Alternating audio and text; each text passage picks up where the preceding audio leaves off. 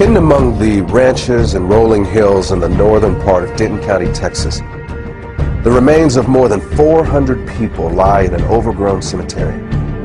And even though it was abandoned and forgotten a long time ago, a few headstones can still be found. But most of the graves in this place never had a marker to begin with. That's because the people who were buried in them were considered to be property, not much different than a horse or a mule. This is where slaves were buried.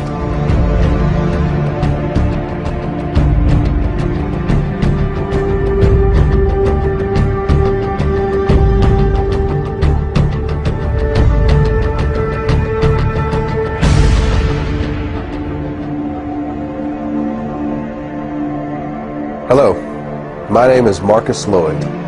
And I'm Michelle Renee. We thank you for joining us. If you are African American, you and I will always be connected to the people whose bodies lie in that cemetery. Our ancestors may have worked alongside of them in the same cotton fields. They could have been bought and sold at the same auction houses, or had chains hammered around their necks by the same overseer. Some of them may have even been hunted down by the same slave catcher or whipped by the same master. For almost 250 years, our people were held in bondage. And today, this period of history has come to be known by an ancient Swahili word. It's called the Ma'afa. And it began when the first Africans were shackled to the bottom of a slave ship. But the irony is that it did not end when the slaves were freed. In fact, it hasn't ended yet. And as you're about to see, a hidden racial agenda is keeping the Ma'afa alive into the 21st century. What shall be done with the 4 million slaves if they are emancipated? This question has been answered and can be answered in many ways. Primarily, it is a question less for man than for God, less for human intellect than for the laws of nature to solve. Our answer is, do nothing with them. Mind your business and let them mind theirs. Your doing with them is their greatest misfortune. They have been undone by your doings, and all they now ask and really have need of at your hands is just to let them alone.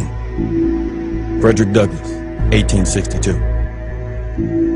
It is the stupidity of man to think that he can do evil, even some monstrous evil, and it won't have any backlash on himself. But of course, it seldom works that way, and the moment he figures that out, he starts looking for a way to avoid the repercussions of what he's done. This is what happened with slavery. In the early 1800s, as it began to look like the end of slavery might be on the horizon, white America started to be concerned that a day of reckoning was coming. The primary fear for the average person was of retribution and insurrection, and that was a reasonable fear. After all, it's illogical to think that you can do to a whole group of people what was done to African Americans and think that they will just take it lying down forever. And of course, there were things like the Nat Turner uprisings. But for the wealthy elite, their fears went beyond things like insurrection. They were worried about the financial impact. Remember, it was not just the cotton plantations that profited from slavery. Whether you're talking about the banks or the insurance companies, the railroads, even the newspapers, the fact is that almost every aspect of the American economy was at some level or another invested in the slave business. You also need to recognize that for the wealthy elitists who controlled this system, slaves were an asset as long as they were slaves. But at the moment they are set free, they become a liability. And what the elite knew was that the end of slavery would instantly release 4 million people into the economy who had been kept uneducated and effectively unemployable anywhere but the cotton field. And what they were concerned about was that this was going to bankrupt the American economy. Taxes were going to go through the roof to take care of these people. Crime was going to be rampant. The prisons were going to be flooded. There was going to be this population overrun, and in the North, the biggest fear was migration from the South of these black people. The other fear that these people had was intermarriage between blacks and whites would lead to a loss of racial purity. The question was, what were they going to do about it? And their initial thought was that they would just send all the slaves back to Africa. This plan was called colonization, and it had broad support among the wealthy elite. In fact, the American Colonization Society was even funded by the United States Congress. But in the end, colonization proved to be unworkable, and the idea was eventually scrapped. But about that same time, a new philosophy was emerging in the world. It was called eugenics, and for some, it seemed like the perfect solution to what had become known as the Negro dilemma.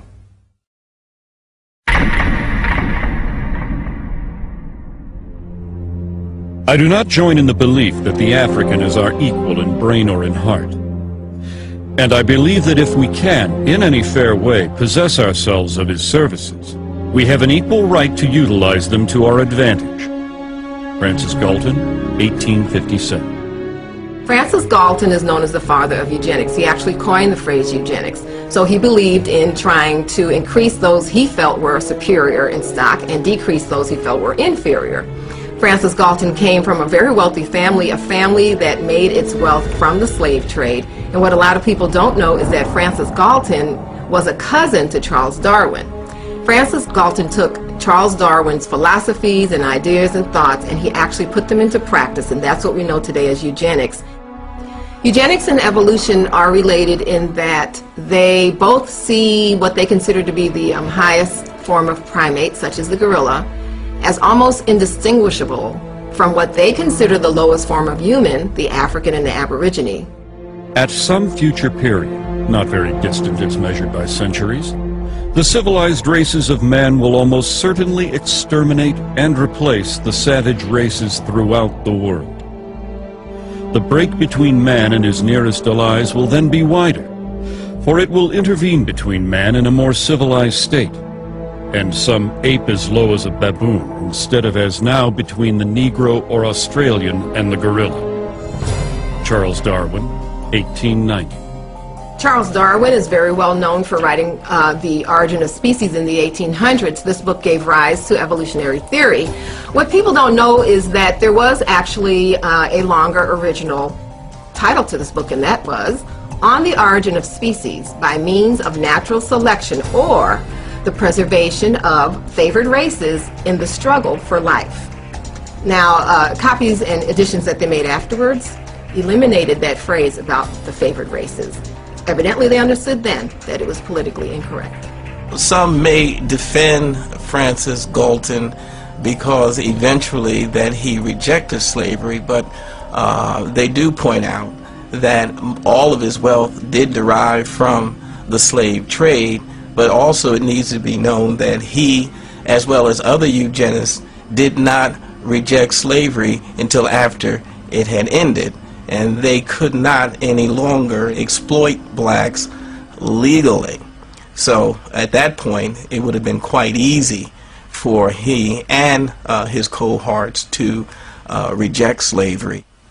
I think this is a point that we all have to really realize, that the eugenics movement was not invented by the everyday average white American, but by a select group of wealthy white elitists that had often used this ideology to pit all of white America against black America. And so we see that indeed that truly is the case even to this day. Average Negroes possess too little intellect, self-reliance, and self-control to make it possible for them to sustain the burden of any respectable form of civilization without a large measure of external guidance and support. Francis Galton, 1873.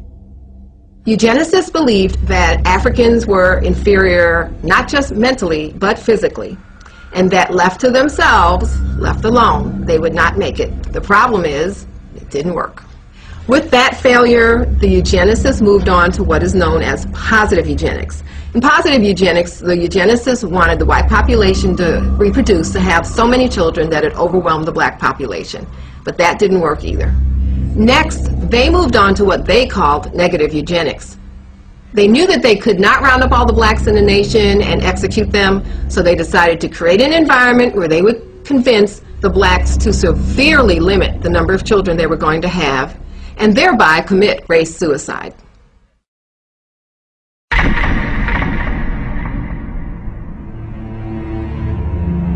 problem of the socially fit must be treated not as one of color, but as a problem of the spread of feeble-mindedness. Dr. Charles Davenport, 1913, director of the Eugenics Record Office, Cold Spring Harbor, New York, and co-founder of the American Eugenics Society. Eugenics realized that they could not promote their agenda simply because they knew it would be viewed as politically incorrect and socially unacceptable. So what they did was use code words that were once successful in slavery, terms such as feeble-minded, unfit, words such as imbecile, immoral, criminal. They tagged those labels upon the targeted community. These words were less inflammatory, so it lets society more or less not be totally alarmed of the original intent, but deep down inside, I believe everyone truly knew what segment of society and what people they were actually talking about.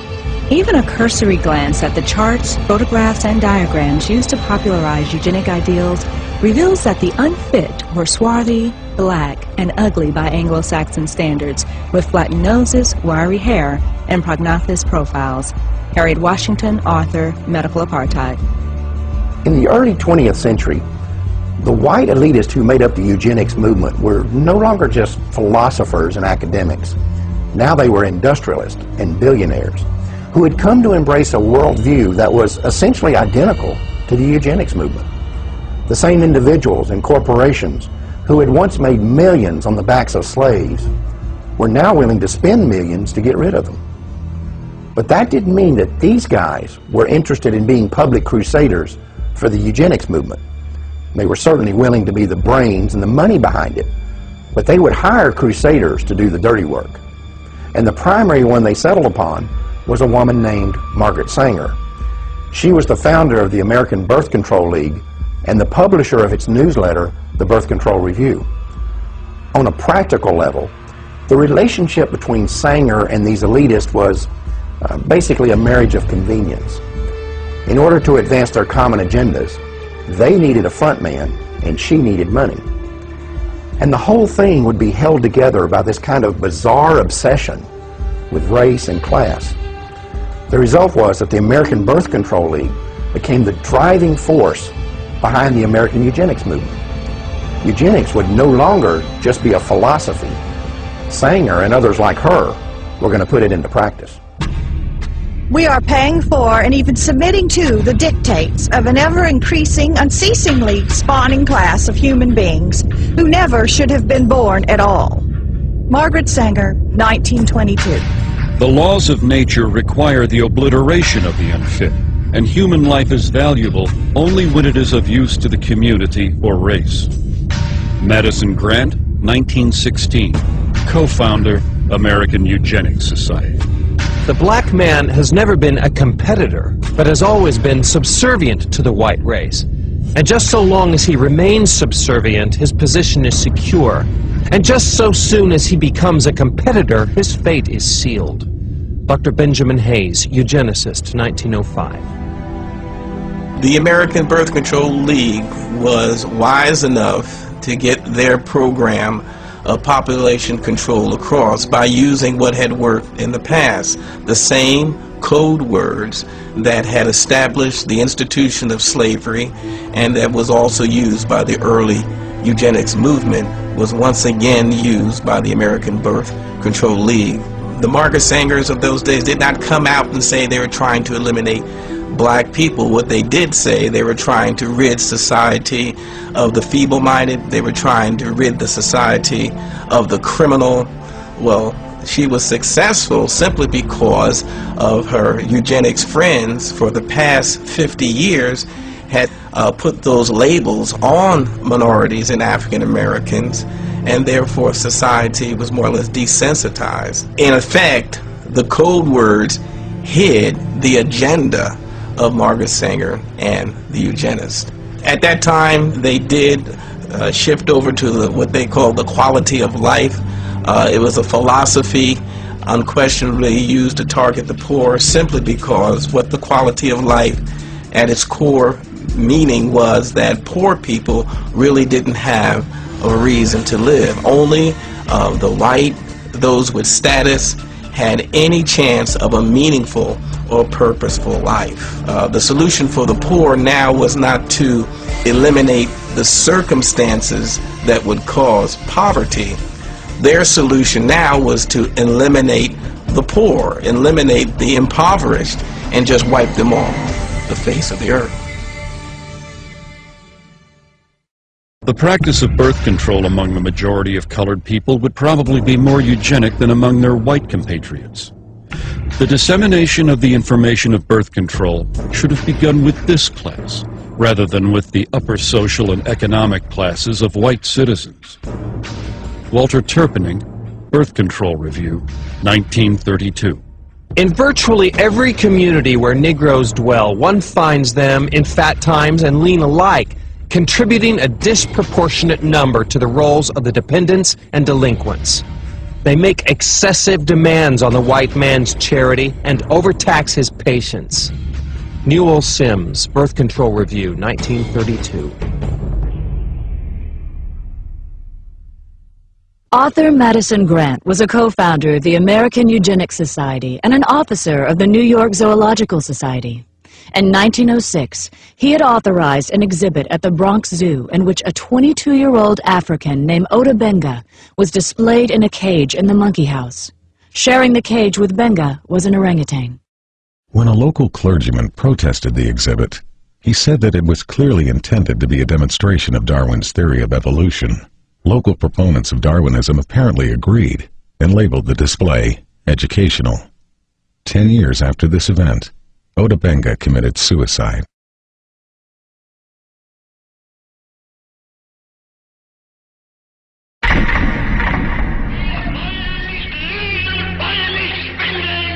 During Hitler's regime, the Germans were supplied with elaborate charts and complicated theses supposedly proving the superiority of the German people.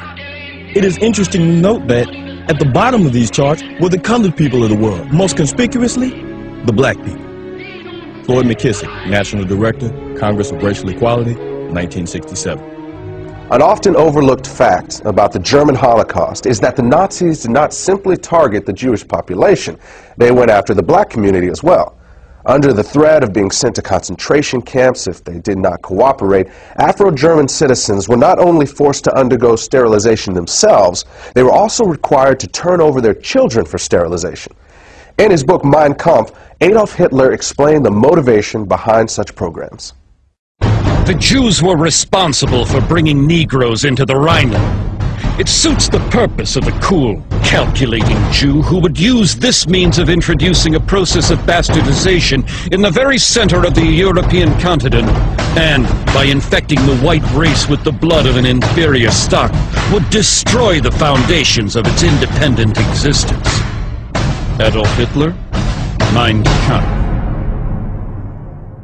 The Nazi attitude toward blacks was clearly defined in a 1944 book by Robert Ley, who was the head of the German Labor Front.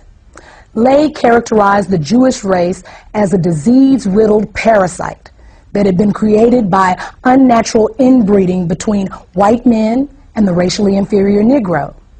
He described the result as a racial swamp that would eventually destroy the natural superiority of the Aryan race. Another Nazi publication described blacks as African brutes who had not been tamed even by centuries of slavery.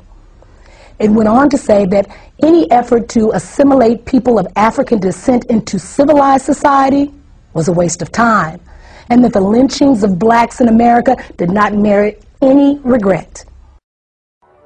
Since World War II, it has been well documented that Adolf Hitler was profoundly influenced by the American eugenics movement, and that many of his government's racial policies were actually developed from the writings of American eugenicists, like Madison Grant and Harry Laughlin. In fact, Hitler referred to Grant's book, The Passing of the Great Race, as his Bible.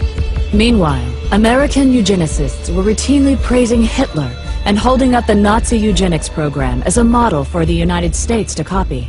The leader of the German nation, Adolf Hitler, has been able to construct a comprehensive racial policy of population development and improvement.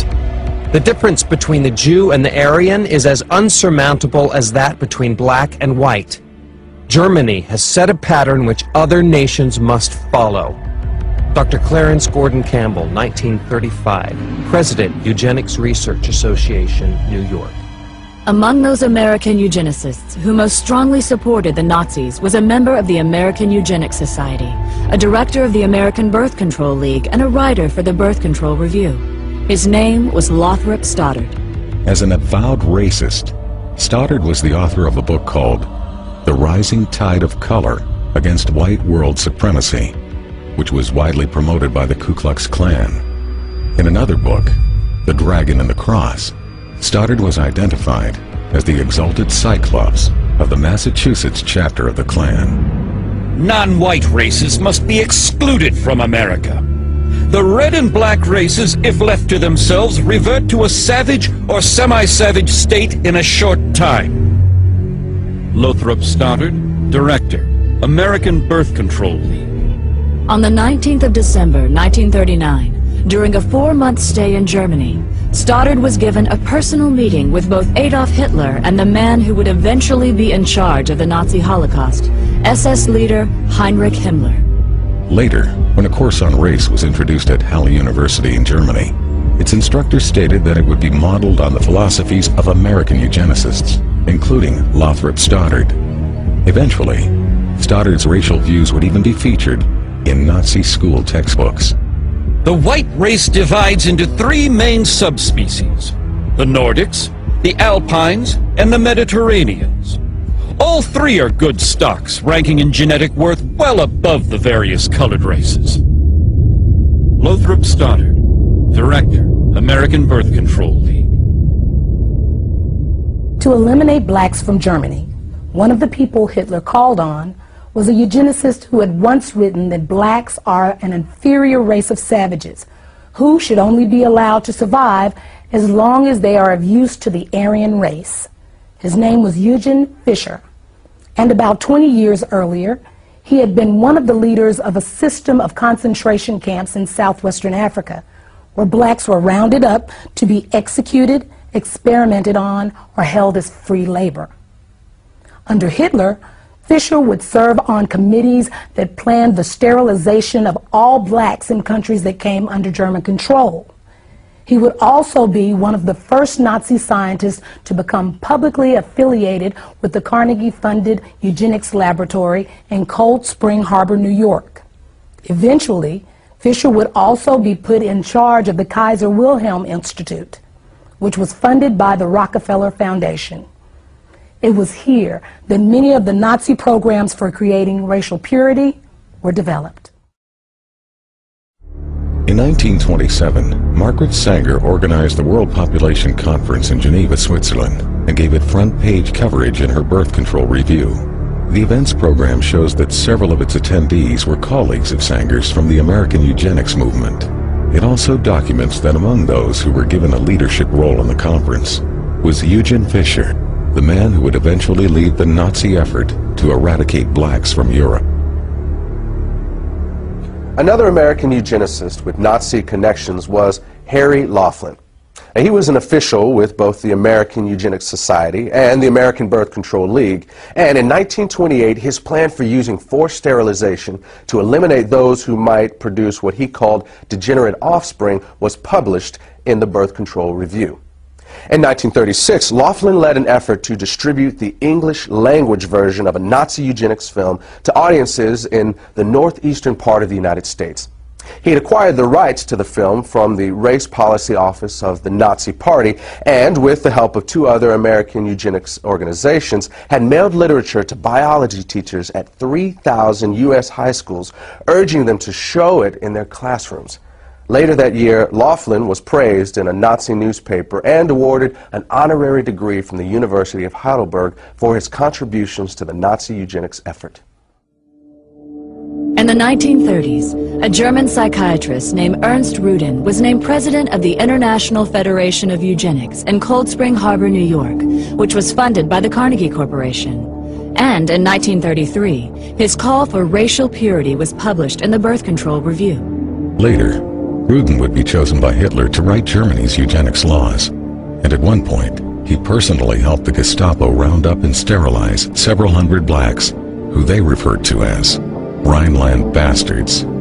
After the war, Rudin would be identified as one of the architects of the barbaric medical experiments that the Nazis carried out in their concentration camps.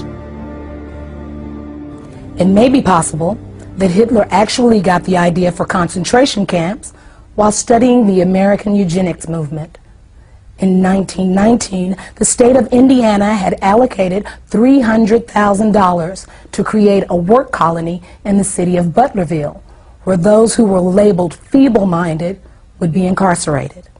Then in 1932, Margaret Sanger called for the United States government to set aside farms and open spaces where certain groups of people would be segregated from the rest of society. She proposed that, among others, the illiterate, the unemployed, and the poor should be forcibly kept in these areas until they developed what she called better moral conduct. It was later discovered that under the Indiana program, the state was allowed to label someone feeble-minded if they were poor or did not do well in school, or if the state considered them to be shiftless or have insufficient moral judgment. But it's important to understand that this Indiana campaign was not unlike those in other states. For example, a eugenics project conducted in Massachusetts during the late 1920s proposed sterilization for young girls who were diagnosed as defective, which could include being unwed and pregnant, financially poor, or if the state labeled them socially undesirable. In addition, boys as young as 14 could be castrated for showing signs of kleptomania or for exhibiting what was described as solitary behavior. In a single incident during 1935, the Nazis sterilized the children of over 600 German women because it was reported that those children had been fathered by black men. When news of this reached the United States, a member of the American Eugenics Society named Walter Ashby Plecker wrote a letter to the German Bureau of Human Betterment and Eugenics, praising them for the action and expressing his hope that not one child had been missed. 10 years earlier, Plecker had written that the black population was the greatest problem and most destructive force which confronts the white race and American civilization.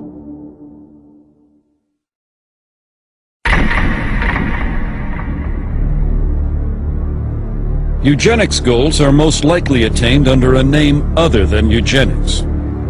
Frederick Osborne, president and founding member of the American Eugenics Society.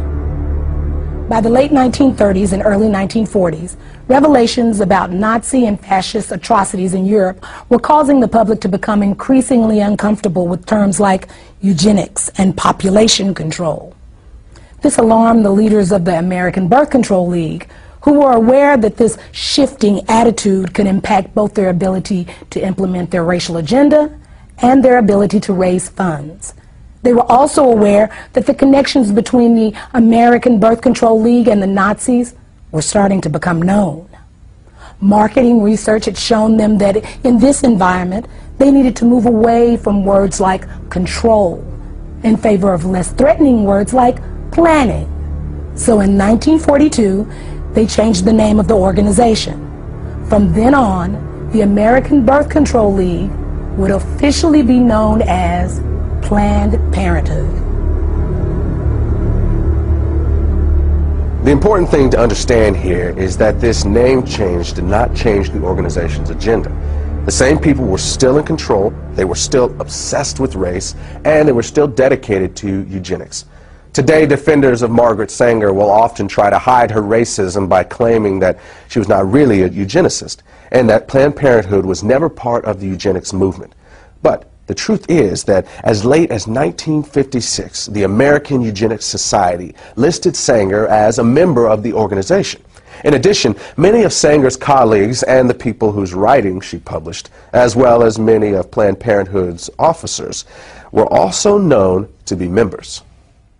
In fact, the ties between Sanger and the eugenics movement were so well established that in the 1920s, Sanger pursued a plan to merge the American Birth Control League, or Planned Parenthood as it was later called, with the American Eugenics Society. However, despite Sanger's efforts, the merger plan died after being rejected by the leadership of the American Eugenics Society. As an alternative, Sanger then proposed that the two organizations at least combine their publications into one magazine. But again, that idea was also rejected by the American Eugenics Society. Eugenic and civilization value of birth control is becoming apparent to the enlightened and the intelligent. The campaign for birth control is not merely of eugenic value, but is practically identical in ideal with the final aim of eugenics. Margaret Sanger, 1921. In her autobiography, Margaret Sanger wrote about a speech she gave in 1926 at a Ku Klux Klan rally in Silver Lake, New Jersey. The Planned Parenthood founder bragged about the fact that afterward, she was invited by 12 other Klan chapters to speak at their events. At about the same time the American Birth Control League was changing its name to Planned Parenthood, a lot of books and reports began coming out that attempted to put a happy face on eugenics, and many of them were written by people that were associated with Planned Parenthood. The strategy here was obvious. Since the Nazis had turned eugenics into a four-letter word, the American eugenics movement decided it was time to lay low. So most of their writings during this time period downplayed the role of eugenics and couched their agenda in terms of helping the African American. Perhaps the best example of this is a 1,500-page book by eugenicist Gunnar Myrdal called An American Dilemma, The Negro Problem in Modern Democracy. Interestingly, this book was not the result of some mom-and-pop operation. Myrdal had 75 assistants working on this project whose salaries were being paid for by the Carnegie Corporation, and Carnegie had been a major player in the eugenics movement for many years. Gunnar Myrdal and his wife Alva were both involved in eugenics. They were funded by both the Rockefeller Foundation and the Carnegie Corporation. They were also closely linked to a Swedish eugenics program which forcibly sterilized 66,000 people. When you read Chapter 7 of this book, it becomes undeniable that this is a blueprint for the modern eugenics movement that we still see in the United States today. The bottom line is that Gunnar Myrdal believed that not only could blacks not help themselves, he felt that nobody could help them, and the only solution in his eyes was to get rid of them. Commonly, it is considered a great misfortune for America that Negro slaves were ever imported. The presence of Negroes in America today is usually considered a plight of the nation. Chapter 7, page 167. All white Americans agree that if the Negro is to be eliminated, he must be eliminated slowly, so as not to hurt any living individual Negroes. Chapter 7, page 168. The only way possible of decreasing Negro population is by means of controlling fertility. Chapter 7, page 170. Birth control facilities could be extended relatively more to Negroes than to whites, since Negroes are more concentrated in the lower income and education classes. Chapter 7, page 176. One thing I find very revealing about Chapter 7 is the first paragraph. Myrdal uses U.S. Census Bureau figures to show that between 1790 and 1940, the black population in the United States increased 17 times.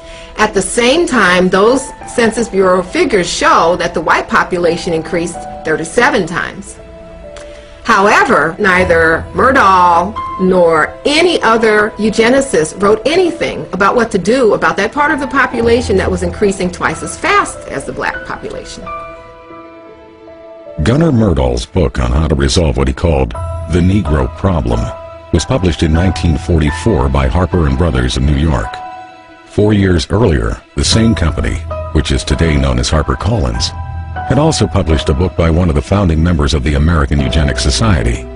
At the time that Harper & Brothers published these books, its president was a man named Cass Canfield, who would later become the national president of Planned Parenthood.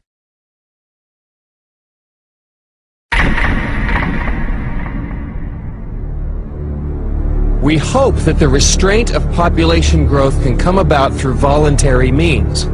But if it does not, involuntary methods will be used. Dr. Donald Minkler, 1972. Donald Minkler was the president of the American Association of Planned Parenthood Physicians and a member of the board of directors of Planned Parenthood Federation of America. Like many of those in the eugenics movement, he understood that their plans would not always be voluntarily adopted, and that the use of governmental coercion or even force might one day be necessary. The idea of forced eugenics was not something that suddenly developed in the 1970s. In a 1929 speech, American eugenicist Samuel Holmes had proposed that mandatory birth control should be used as a tool to eliminate what he called the menace to the white race that had been created by increases in black population. His solution was to have a quota system in which the right to have a child would be controlled by the government and determined by race. At the time, Holmes was on the National Council of the American Birth Control League, which would later become known as Planned Parenthood. Then, in 1936, eugenicist Julian Huxley proposed that the genetically inferior classes could be made to have fewer children if they were denied easy access to welfare. Another part of this proposal was that medical care to these same people should be restricted in order to reduce the survival rates of the children they did have. He also called for the forced sterilization of anyone who was unemployed beyond a certain length of time. Huxley was later honored by Planned Parenthood and was a featured speaker at one of their annual conventions.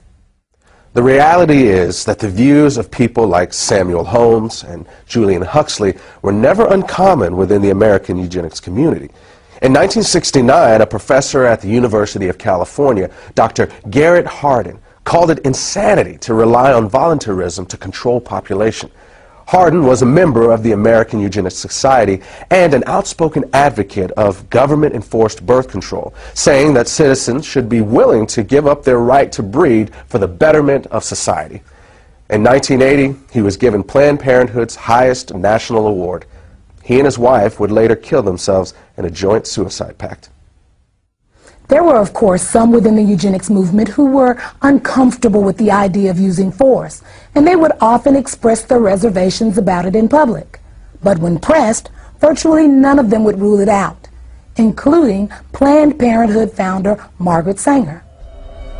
I consider that the world and almost our civilization for the next 25 years is going to depend upon a simple, cheap, safe contraceptive to be used in poverty-stricken slums, jungles, and among the most ignorant people. Even this will not be sufficient, because I believe that now, immediately, there should be national sterilization for certain dysgenic types of our population who are being encouraged to breed and would die out were the government not feeding them. Margaret Sanger, 1950. This was written by Sanger in a personal letter to Catherine Dexter McCormick. McCormick was an heir to the international harvester fortune and would later use part of her immense wealth to fund the development of the birth control pill. In 1966, an example of the coercive power of state eugenics laws was seen in Maryland when 3 young mothers applied for welfare benefits. All 3 were arrested for child neglect, even though the authorities never claimed to have any evidence of abuse or neglect. Instead, the women were held under a state law which stated that simply being unmarried and pregnant was child neglect. The judge in this case warned the women that if they ever became pregnant again, the state would take custody of all their children. Officials in Prince George's County, where the arrest took place, stated that welfare recipients could avoid being prosecuted under this law by submitting to state-sponsored birth control education.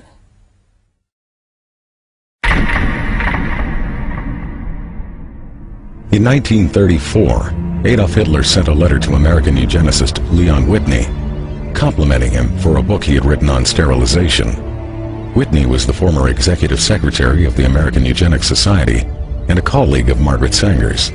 Sanger also published his writings in the Birth Control Review.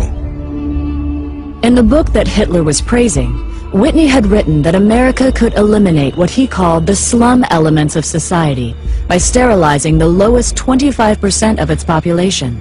He claimed this was necessary because such people are too stupid to understand or practice even simple methods of contraception. Besides, he said, the country would hardly miss them.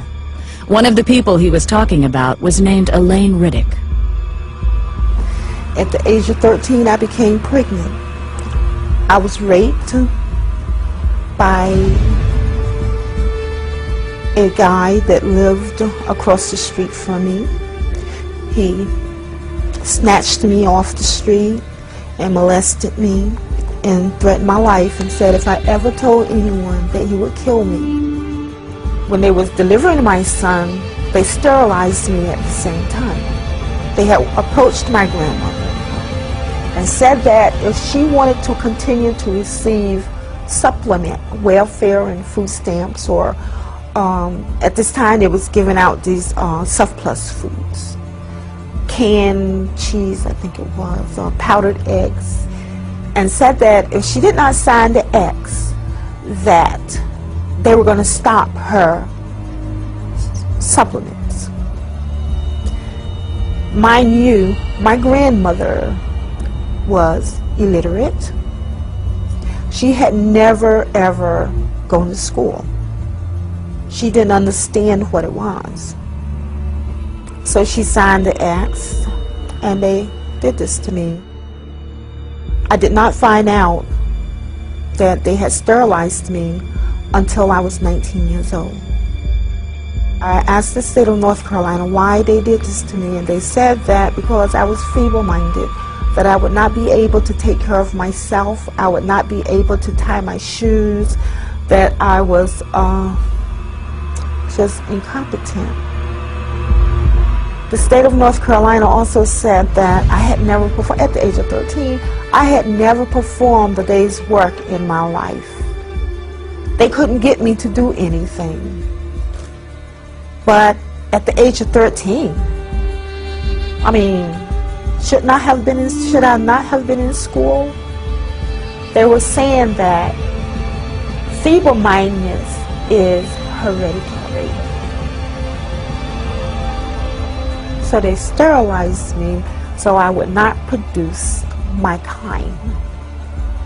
Mind you, I am not illiterate, nor am I feeble-minded. I never went into high school, but yet I still acquired a college degree. They also justified that my child or my children would be feeble-minded. My son is the president of his own semiconductor company. He has his own construction company. And he has his own real estate company. I mean, how can you think that your government allowed or allowing these things to happen to a person, a life? You can't say nothing, you have no rights. To me, they took away all of my rights. They sterilized kids from, my understanding and my knowledge, as young as 8 years of age. I don't know what an 8-year-old can do that could cause them to do this to them. The only reason I can give myself is that because they're black. In 1961, social worker Sue Casebolt had been installed as the executive secretary of the North Carolina Eugenics Board. At a board meeting held 3 weeks later, she stated that she was going to keep a file on every child whose name reached her desk so that they could be picked up as soon as they reached childbearing age. Casebolt was still on the board in 1968 when it approved the sterilization of 14-year-old Elaine Riddick. It is better for all the world if instead of waiting to execute degenerate offspring for crime or to let them starve for their imbecility, Society can prevent those who are manifestly unfit from continuing their kind. 3 generations of imbeciles are enough. Oliver Wendell Holmes, U.S. Supreme Court Justice, 1927. Holmes made this statement in his ruling on the constitutionality of Virginia's forced sterilization law. It mirrored the views of President Theodore Roosevelt, who had originally appointed Holmes to the Supreme Court. In a 1913 letter to American Eugenics Society founder Charles Davenport, Roosevelt had stated that the country had no business allowing citizens of the wrong type to reproduce. In 1907, Indiana had become the first of more than 30 states to pass sterilization laws, and some of those laws stayed on the books well into the 1970s. In fact, the state of Oregon did its last sterilization in 1981 and did not abolish its eugenics board until October of 1983. Some states practice sterilization without ever creating an official eugenics board. In those instances, few if any records were kept, and in the states that did keep records, many have never been made available to the public. But in just those states that have released their records, it is known that at least 60,000 Americans were sterilized, and they were disproportionately black. In addition, during a 1973 lawsuit, a federal judge estimated that as many as 150,000 additional low-income women may have been sterilized under federal programs alone. These sterilizations were often performed without the patient's knowledge or consent, and sometimes against their will.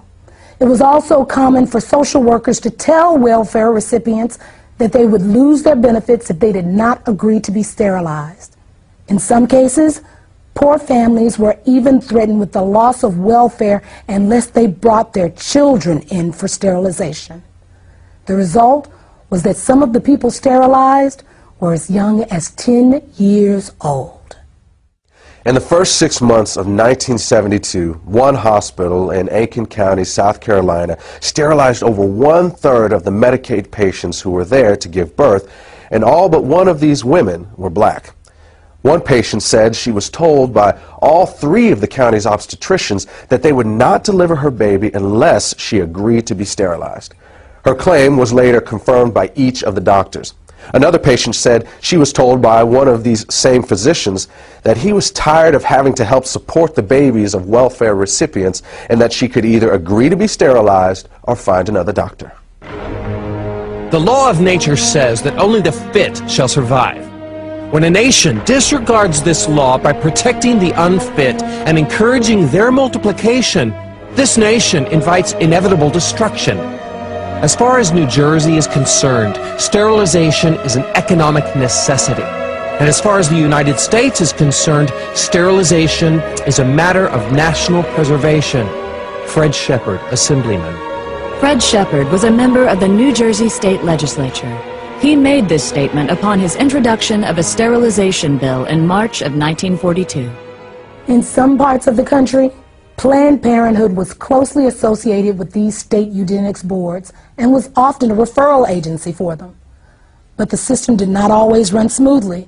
In 1969, when the number of sterilizations approved by the Iowa State Eugenics Board began to drop, the board was attacked in the press by the executive director of Planned Parenthood, Robert Weber. He said that he was alarmed by the decline in numbers and that the Eugenics Board should expand its approval criteria. Board Chairman Dr. S.M. Corson responded that the board's guidelines were already fairly broad. He pointed out that approvals were routinely given for young girls for no reason other than the board's speculation that they might likely one day engage in immoral behavior without the capacity for being wives and mothers. At that point, Weber publicly scolded the board and told them that they should either increase the number of sterilizations or quit. From its beginning, Planned Parenthood always had powerful ties to the American eugenics community. In fact, in many places they were often one and the same. For example, when the first birth control clinic was opened in Arkansas, it was operated by the Arkansas Eugenics Association and overseen by a woman named Hilda Cornish. Later, the Arkansas Eugenics Association would become the Arkansas State Affiliate of Planned Parenthood, and Cornish would be named its executive director. During the 4 months that American Birth Control League director Lothrop Stoddard was in Nazi Germany, he not only met with Hitler and SS chief Heinrich Himmler, he also attended one of the Nazi eugenics courts. The first case I saw looked like an excellent candidate for sterilization. A man in his mid-30s, he was rather ape-like in appearance. Receding forehead, flat nose with flaring nostrils, thick lips, and heavy prognathous jaw. Not vicious looking, but gross and rather dull. Lothrop Stoddard, Director, American Birth Control League, later known as Planned Parenthood. Given the admiration that Adolf Hitler expressed for the American eugenics movement, it is not unlikely that he modeled the eugenics courts in Nazi Germany after the state eugenics boards in the U.S. In both countries, feeble-mindedness was routinely used as a catch-all justification for sterilization, and the diagnosis of feeble-mindedness was almost always left up to the judgment of the person advocating the sterilization.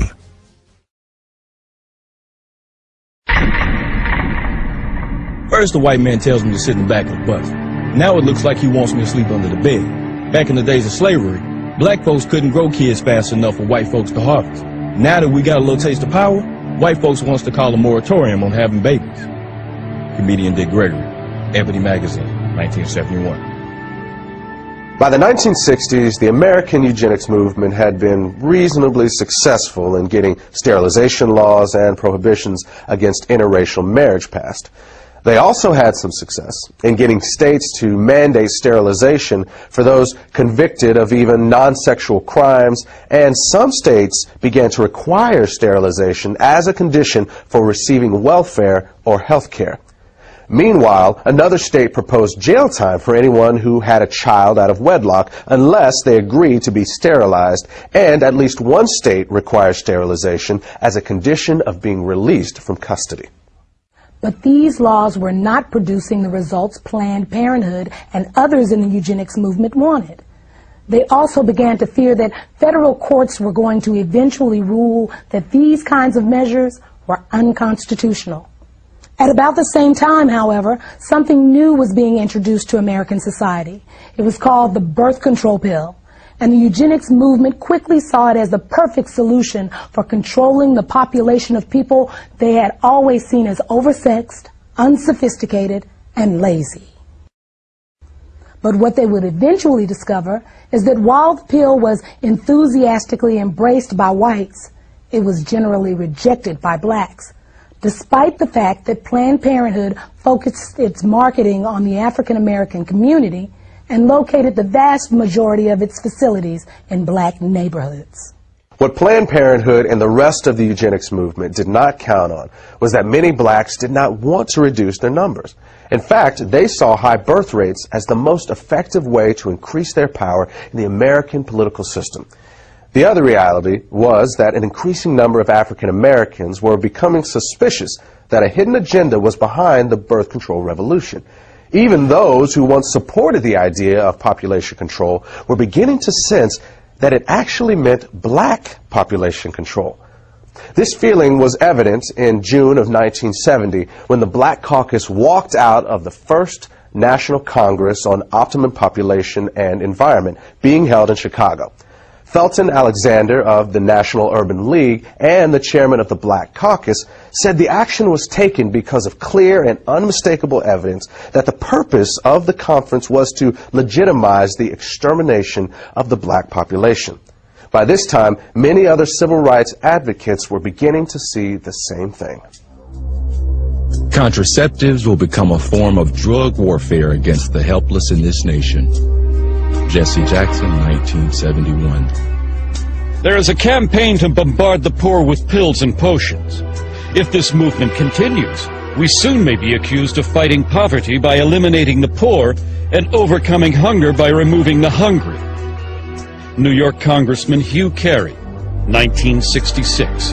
Under the cover of an alleged campaign to alleviate poverty, White supremacist Americans and their dupes are pushing an all-out drive to put rigid birth control measures into every black home.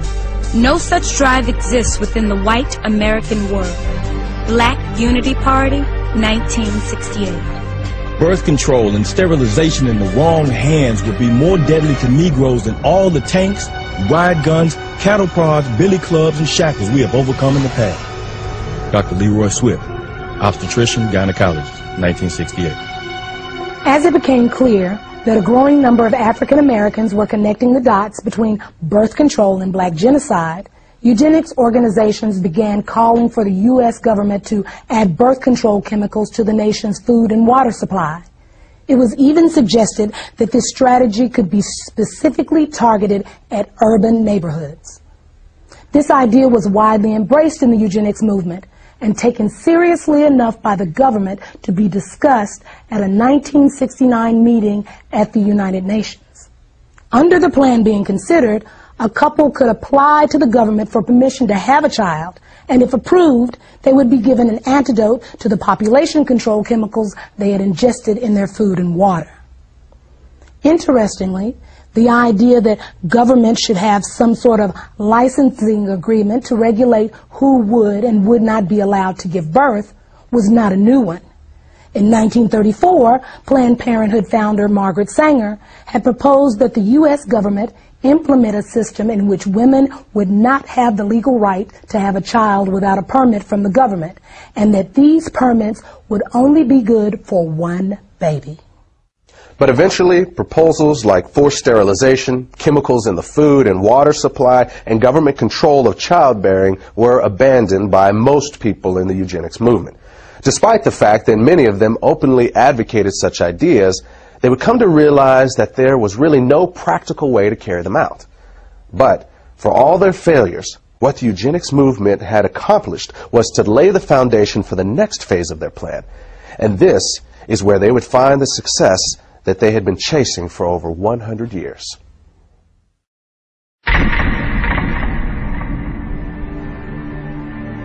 What would you say is now the #1 cause of death in the African American community?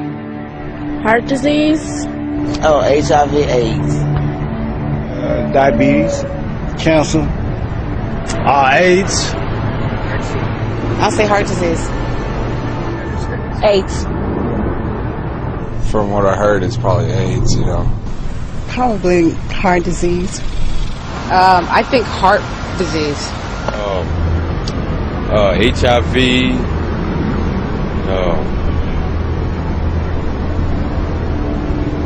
Gang violence. What if I told you the real answer was abortion?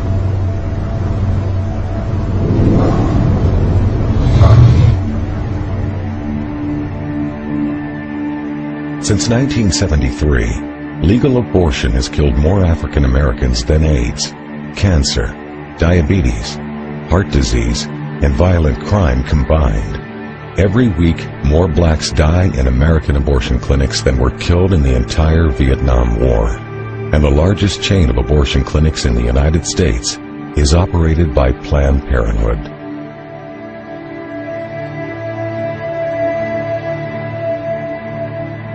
We have now reached a point in this country that African American women, though they make up 12% of the population, they account for 37% of the abortions. An African American baby is almost 5 times more likely to be aborted than a white child. The abortion industry at this point kills as many African American people every 4 days as the Klan killed in 150 years. And you can truly say the most dangerous place for an African American to be is in the womb of their African American mother. All across America, you can stand outside of the abortion clinics and see a steady stream of black women coming in and out. But somewhere along the way, we got the idea that this is a white issue or a conservative issue or a Republican issue, and therefore it's not an issue that we have to be concerned about.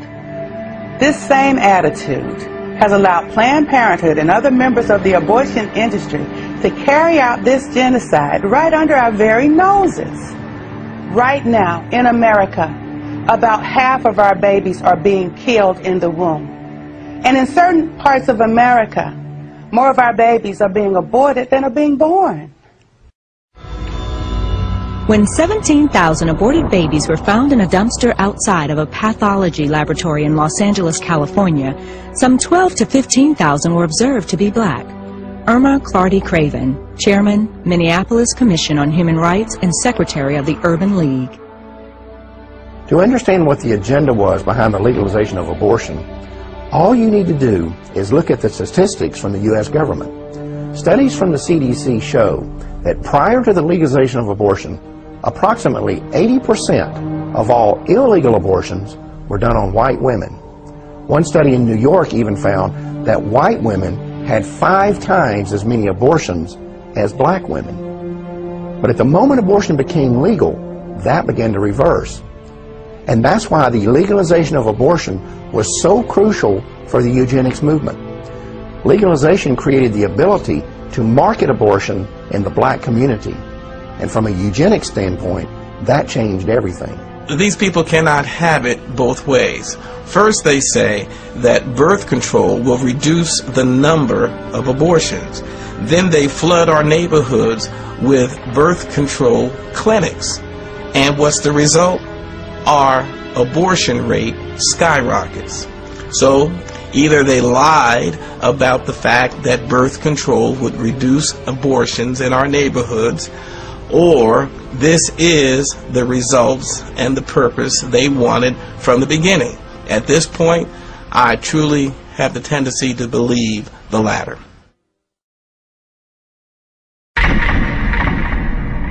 It is interesting how everyone assumes that the pro-life movement in America began in 1973 with Roe versus Wade. But we who were around during the civil rights movement and struggle of the 1960s, we know that the first anti-abortion groups were organizations like the Black Panthers, the Nation of Islam, and other community organizations. These folks were speaking out against both birth control and abortion long before the contemporary pro-life groups of today existed. But one of the problems with the civil rights movement was that there was far too many men and women who were willing to sell out the community. And a lot of powerful, influential African Americans knew that they had to be willing to turn and look the other way in order to advance their own personal political agendas. In 1972, those members of the Congressional Black Caucus, such as Charles Diggs, did not trust the abortion industry or those who were espousing population control or family health, and they were suspicious of them. But when the money began to flow, just as it was with Jesse Jackson, when he found out that indeed he could get funding and monies to run for presidents from these people, he flip-flopped in his position. Because he once said abortion is black genocide. What happens to a mind of a person in the moral fabric of a nation that can abort a baby without a pang of conscience? Where will we be 20 years from today? But when Reverend Jesse Jackson realized he needed money to run for president, all of a sudden the most important civil rights issue is a woman's right to choose. In 1975, Jesse Jackson called for the ban of abortion through a constitutional amendment. And in an interview in Jet magazine, he referred to abortion as genocide. But Jesse Jackson, on the other hand, wanted to become president. And the Democratic Party at that time had sold out completely to Planned Parenthood and the eugenics crowd. And Jesse Jackson went along to get along. And don't ever think that he's the only one. The unfortunate thing we face, whether we're talking about individuals or organization, there's never been a shortage of black leaders who are willing to sell us down the river if it's enough money and political power in it for them. I've been grappling with the fact that the NAACP is in bed with the very organization that has brought black genocide to our community. Dr. Alveda King, the niece of Dr. Martin Luther King, has tried on at least 3 occasions to bring to this organization's attention the black genocidal plot of people like Margaret Sanger and Planned Parenthood to exterminate the black community. And the stonewalling has been astounding. Alveda King literally has gone to the street along with myself to say to the NAACP, please deal with this issue of black genocide. The NAACP has responded by hiding and trying to prevent their convention goers to hear about black genocide. They've even gone to the extent of using buses to block our demonstration about black genocide in front of Cobo Hall where their convention was going on. They have literally put black paper across their windows so that the convention goers at the NAACP convention could not see the demonstration going outside that included Alveda King. There is definitely a conspiratorial plot being hatched and has been hatched by the NAACP to keep from their people the fact that they are co-conspirators in the genocide of their own people. When you look at the number of African Americans who portrayed us over the years, it's not always clear whether they are uninformed or just out-and-out traitors. When we see pro-choice politicians defending abortion on television, do they really understand the implications of abortion and that it is certainly used for black genocide? Reverend Benjamin Hooks, one of the former presidents of the NAACP, once personally told me that the NAACP would not bring this subject to the floor because they believed it would tear up the NAACP. Even the media has conspired with the NAACP to keep this issue from the attention of the black community and the public at large. I have seen the news media literally hide their trucks so that they would not be in a position to have to cover the demonstrations in front of Cobo Hall, only to bring them out after the demonstrators had left. This is an outrage that the black community is having the life of its babies destroyed, and the NAACP and the media are knowingly conspiring to keep this information from the public. This is an outrage,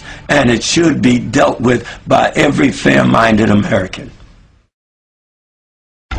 The civil rights elite has forgotten the lives of unborn black children and has joined those who choose to kill them. Unbelievable! They have forgotten that in the past, racists snatched black babies from their mother's arms and sold them into slavery. Today they snatch them from their mother's womb and throw them in the garbage. Ishmael Hernandez, Executive Director, African and Caribbean American Center, 2003. When we look at this issue of civil rights leaders who sell out, even when they clearly know that birth control and abortion are being used for black genocide, we need to understand that by the 1960s, population control, especially black population control, had become almost a religion for America's white power structure. And from the start, they made it clear that if you crossed them, or if you challenged their agenda, they would chop you off at the knees.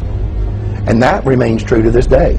Whether you're talking about the liberal social engineers who control the Democratic Party, or the wealthy elitists who control the Republican Party, or the media, or the academic community, these people have created a kind of family planning cartel that does not tolerate dissent. And they have always been especially ruthless about this when it comes to African Americans. The perfect example of this was seen in the case of Samuel Yet. Mr. Yet was an award-winning journalist who had earned a master's degree from Indiana University, was a U.S. Air Force veteran of the Korean War, and served as special assistant for civil rights to the director of the U.S. Office of Economic Opportunity. He was also a professor of journalism at Howard University and a columnist for several magazines and newspapers. In 1968, Yet had become the first African-American reporter hired by Newsweek magazine, and he quickly became their Washington, D.C. bureau correspondent. But then 3 years later, he wrote a book that exposed high-level plans within the United States to use birth control and abortion as instruments of black genocide. Then immediately after his book was released to the public, Yet was called into his supervisor's office and fired. At that meeting, he was informed that his dismissal had been orchestrated by the Nixon White House. The next year, Yet told the New York Times that pressure had been put on Newsweek to get him out of Washington. Then later, despite the fact that his book was selling well, had received at least 2 national awards, and was being used as a textbook in over 100 colleges, yet its publisher dropped him and the book went off the market. What's important to recognize about this situation and others like it was that this family planning cartel was sending a message to those who might have influence within the African American community, whether they were politicians or journalists or college professors or civil rights leaders. They were being warned that when it comes to population control, they only had two options. They could either get on board with it or they could keep their mouths shut. And when people like Samuel Yet told them what they could do with their two options, they paid a price that few others had the character or the courage to pay. The copyright to Samuel Yet's book was eventually given back to him. Then, in 1982, Yet used his own money to republish it. The foreword of that edition was written by a well-known civil rights activist and co-founder of both the Harlem Writers Guild and the National Cultural Committee of the NAACP. His name was John Oliver Killens, and in that foreword, he gave his analysis of the relationship between family planning and the black community. The American ruling class had made a hard decision. Americans of African descent would either accept the miserable lot or die. The Venerable Saturday Evening Post issued what might be termed as a white paper in which it warned black America that they had better understand and accept the fact that absolute freedom and equality were not part of the game plan for them, and that the consequence of non-acceptance would be wholesale genocide. John Oliver Killens, 1982. The minister's work is also important, and also he should be trained, perhaps by the Federation, as to our ideals and the goal that we hope to reach. We do not want word to go out that we want to exterminate the Negro population, and the minister is the man who can straighten out that idea if it ever occurs to any of their more rebellious members. In 1939, Margaret Sanger wrote that in a letter to fellow eugenicist Clarence Gamble regarding the American Birth Control League's Negro Project. Gamble was an heir to the Procter & Gamble fortune and a major financial backer of Sanger's. He also provided funding for other eugenics projects and even gave money directly to the North Carolina Eugenics Board that sterilized Elaine Riddick. In fact, in 1947, he called for the expansion of that state's sterilization program, saying that for every feeble-minded person sterilized, 40 more were polluting and degrading the bloodlines of future generations with their defective genes. Sanger's letter makes it clear that the eugenics movement understood they would need to neutralize the opposition they might get from the church. They also knew that this would be especially crucial within the African American community. Their strategy was to manipulate church leadership into selling the illusion that support for eugenics was not inconsistent with the Christian faith. To do this, they would often recruit pastors to be frontmen for eugenics policies and provide them with prepackaged sermons on eugenics. They also held contests in which awards would be given to the ministers who came up with the best pro-eugenics sermons on their own. This approach proved so effective that an almost identical strategy would be adopted by the American abortion lobby. In January of 1973, the Supreme Court legalized abortion on demand throughout the United States, and almost immediately, the Religious Coalition for Abortion Rights was formed. Less than a year earlier, the following conversation had taken place in the Oval Office of the White House. It began on the 30th of March, 1972, and continued 4 days later on the 3rd of April.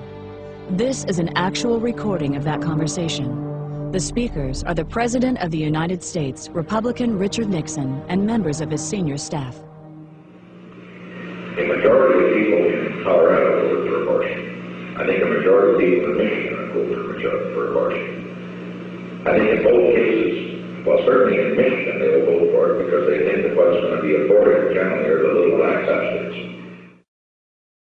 As I told you, we talked about it earlier, that a hell of a lot of people want to control the Negro bastard. Yeah. Isn't that really true? We know what we're talking about, population control. Sure. We're talking really, and what John Rockefeller realizes, the people in what we call our class control their populations. Sometimes they'll have a family of 6 or 7 or 8 or 9, But it's exception. The people who don't control their families are people in the people that shouldn't have kids. Now that's the black population. Black Protestants in the city of San Francisco has gone from 3,000 right after World War II to where they represent 30% of the population of San Francisco. That's it. The Religious Coalition for Abortion Rights was originally created with the financial backing of John Rockefeller, and its current president is an African American who was once appointed to the Washington, D.C. City Council by Richard Nixon. In the early 1990s, the organization changed its name and is today known as the Religious Coalition for Reproductive Choice.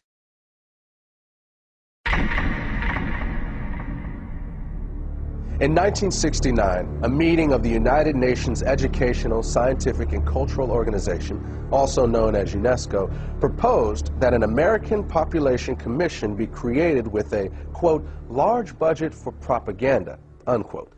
4 months later, Republican President Richard Nixon signed legislation establishing the Commission on Population Growth and the American Future. The bill authorizing this new initiative had been passed with overwhelming support from congressional Democrats and was chaired by John Rockefeller. The executive director of the project was to be Dr. Charles F. Westhoff, who was also a member of both the American Eugenics Society and Planned Parenthood's National Advisory Council. Another member of this new commission was Dr. Joseph Beasley. In the 1960s, Beasley oversaw an aggressive eugenics program that concentrated on black neighborhoods in New Orleans with the stated intention of lowering welfare costs. This project would eventually be described by Planned Parenthood President Alan Guttmacher as the #1 success story in the history of American birth control movement. It also led to Beasley being elected chairman of the board of Planned Parenthood in 1970. Then in 1975, Beasley was sent to federal prison for conspiring to defraud the U.S. government of $778,000 that had been allocated for the project. In court, a local black civil rights activist named Sherman Copeland testified that he took payoffs from Beasley for helping him to convince residents of the targeted neighborhoods that birth control was not black genocide. In 1969, William H. Draper was appointed to represent the United States on the United Nations Population Commission. Draper had once proposed that government-sponsored population control efforts among the poor be accelerated in order to deal with racial unrest and to cure what he called the ghetto problem.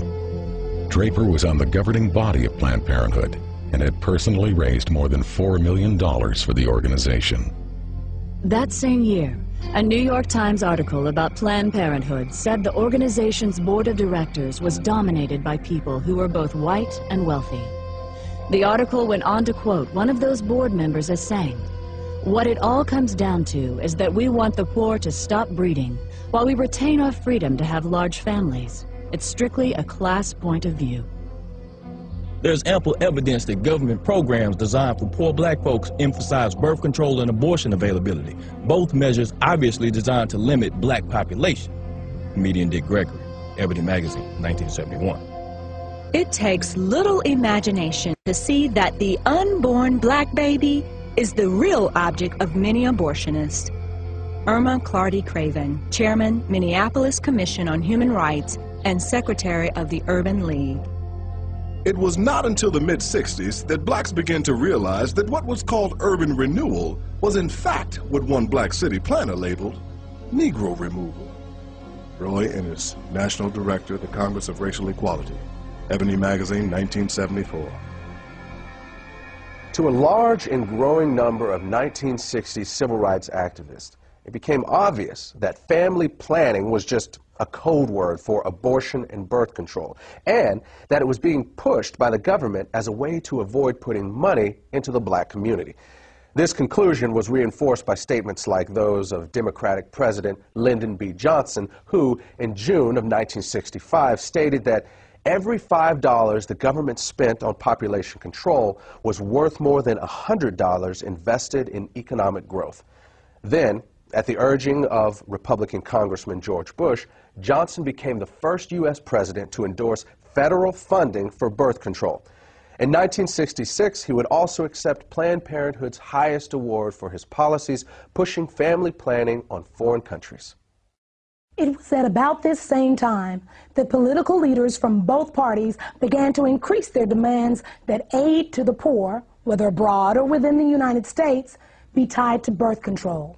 In 1965, former Republican President Dwight Eisenhower complained that the United States was spending money to slow the population growth of responsible families, while at the same time providing financial incentives for ignorant, feeble-minded, and lazy people to have more babies. He said that history would rightly condemn the United States if we didn't link welfare to family planning. At that time, Eisenhower was the co-chairman of a Planned Parenthood fundraising campaign along with former Democratic President Harry S. Truman. John Ehrlichman, who was an assistant to President Richard Nixon, wrote that Nixon once told him that African Americans could not really benefit from federal programs because they are genetically inferior to whites. Later, Nixon would label birth control a national priority and sign legislation to make it available as a service of the U.S. government. Then, in March of 1972, the Commission on Population Growth and the American Future, which Nixon had created 3 years earlier with the help of congressional Democrats, began calling for the nationwide legalization of abortion. The concept that abortion and birth control could be used to save the government money was well established by this point in history. In 1969, Joseph Kershaw, who was a researcher with the U.S. government's Office of Economic Opportunity, stated that the agency had closely studied the poverty issue and found that the single most cost-effective way for the government to address it was through family planning. In other words, through abortion and birth control. And that sort of thinking is still very much alive today. On January 25th, 2009, the Speaker of the United States House of Representatives, Nancy Pelosi, said on an ABC News program that the government's economic stimulus package should include a large increase in spending for population control. She said that this could save the state and federal governments the cost of having to pay for the health care and education of poor children. Not surprisingly, Pelosi has a 100% approval rating from Planned Parenthood. At one time, it was common to hear politicians and elected officials openly talking about the need for population control in the black community, or saying things like $1 spent on family planning is worth $5 spent on economic development. But since we don't hear that sort of thing anymore, it would be easy to conclude that the government is not still involved in black genocide. But that's not the case. It's no longer necessary for the government to be directly involved in black genocide because that's what they hired Planned Parenthood for.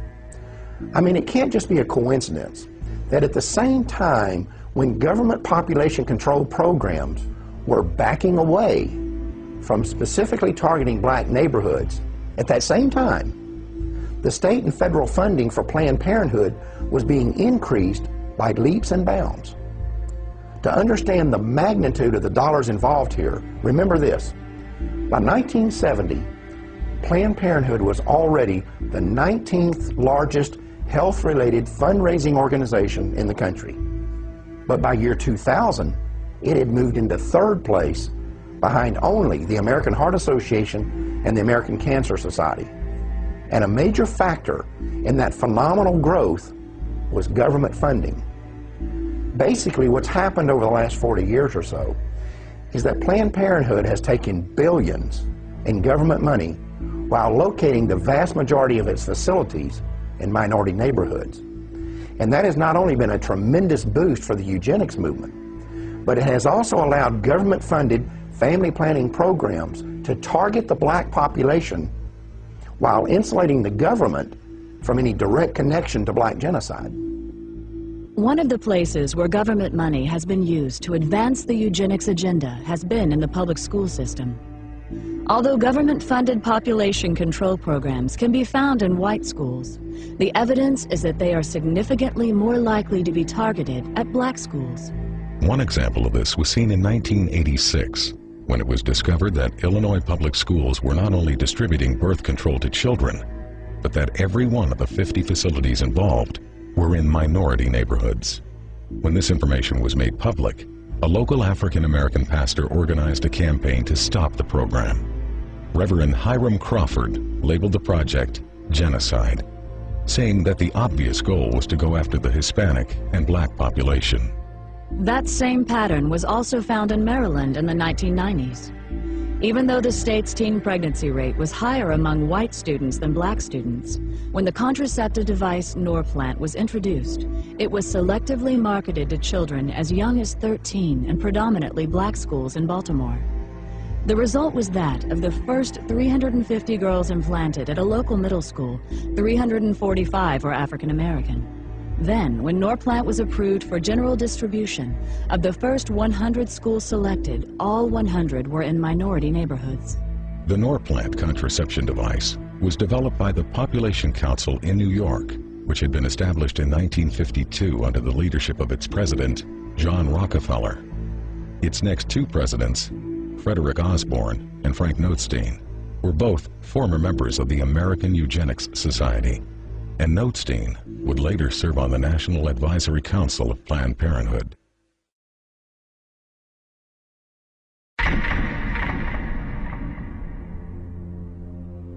If you're going to curb population, it's extremely important not to have it done by the damn Yankees, but by the UN. Because the thing is, then it's not considered genocide. If the United States goes to the black man or the yellow man and says, slow down your reproductive rate, we're immediately suspected of having ulterior motives to keep the white man dominant in the world. If you can send in a colorful UN force, you've got much better leverage. Alan Guttmacher, president of Planned Parenthood and former vice president of the American Eugenics Society, 1970. 4 years after Guttmacher made that statement, America's National Security Council issued a report that was intended to define the United States government's official policy on controlling world population. It was called the National Security Study Memorandum 200, or NSSM 200, and it was formulated in cooperation with the United States Agency for International Development, the U.S. State Department, the Department of Defense, and the Central Intelligence Agency. One of its goals was to establish a strategy for reducing the populations of third world countries so that the United States could have increased access to their natural resources, particularly minerals and metals. Among the conclusions of NSSM 200 was that no country has reduced its population growth without resorting to abortion. The authors of the report then identified 3 non-governmental agencies that would be funded to carry out the government's population control agenda in the targeted countries. One of those agencies was Planned Parenthood. One of the tactics specified in NSSM 200 was that we might withhold food aid after a disaster if the countries do not accept the American idea of birth control. And this has happened many times all over the world. One example is the Southern American country of Guyana, which was hit by a hurricane back in 1997. Now, they had turned down abortion and birth control for 12 years straight. But after the hurricane hit Guyana in 1997, the World Bank said, we will not give you any aid unless you legalize abortion and birth control. And that's exactly what they did. I've seen this several times in Africa, where droughts have hit, and the United Nations and USAID will not assist unless they accept birth control. I've been all through Africa myself, and I've seen medical clinics that are full of birth control devices, but no safe motherhood delivery kits. There's no anesthesia, there's not even any bandages there. There's crates and crates of birth control pills and condoms. Now, while our commitment to birth control is going up every year, our commitment to authentic economic development is dropping. So we see less clean drinking water funding, less school funding, see less medical clinic funding. Another example is Haiti. Haiti has been hit by hurricanes several times, and the United States and other countries are saturated with birth control. In Haiti now, any woman, 90% of women at least, can now get access to any kind of birth control they want to, government funded, but less than 20% of the Haitians have access to clean drinking water. Now try to imagine there being a natural catastrophe in a country like Canada or Australia or France or England. And we go in there and we say to them, we're not going to offer you any kind of aid unless you accept our philosophy on birth control and population control. That will be outrageous. But that's our standard operating procedure when we go to a black country after a catastrophe of some kind. You cannot believe that we are going to treat people in a foreign country like this and not treat our own population of African Americans the same way. Consider what happened after Hurricane Katrina. One of the first things we did was bring in birth control and contraception. And as we all know, the hurricane disproportionately affected black families in that area. And I seriously doubt if the same kind of disaster hit a middle-class white area, the first response would be condoms and birth control. This idea that population control could be used to control a specific population was not unique to NSSM 200. For example, before the Nazis took power in Germany, abortion had been illegal, except to save the life of the mother. But under Hitler, the Hamburg Eugenics Court ruled that it would still be illegal for Aryan women, but legal for women of what they called inferior racial stock. According to the court, encouraging eugenic abortions would promote racial hygiene and protect the health of the German people.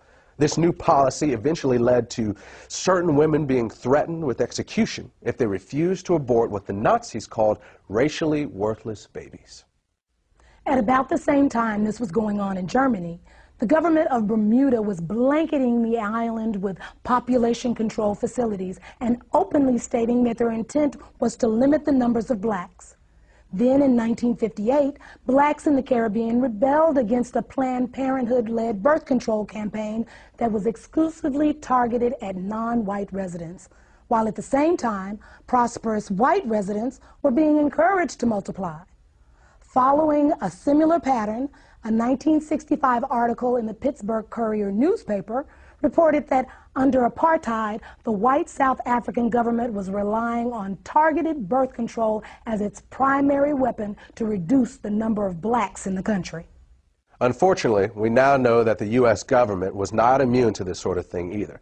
When 3 pro-choice researchers investigated the original motive behind the creation of the abortion pill, RU-486, what they discovered was that the scientific basis for it was actually developed in the United States during the 1960s by the National Institutes of Health at the U.S. Department of Health and Human Services. In their 1991 book, these researchers claimed to have found data showing that this agency was looking for an inexpensive and effective drug to control the populations of foreign countries that the government had classified as underdeveloped. The abortion pill was to be tested in these environments and, if successful, the plan called for it to then be introduced into black, Hispanic, and Native American communities in the United States. In 1977, only 3 years after NSSM 200 was issued, the director of the United States Office of Population, Dr. Reimert T. Ravenholt, publicly stated that it was the U.S. government's intention to sterilize 1/4 of the world's female population.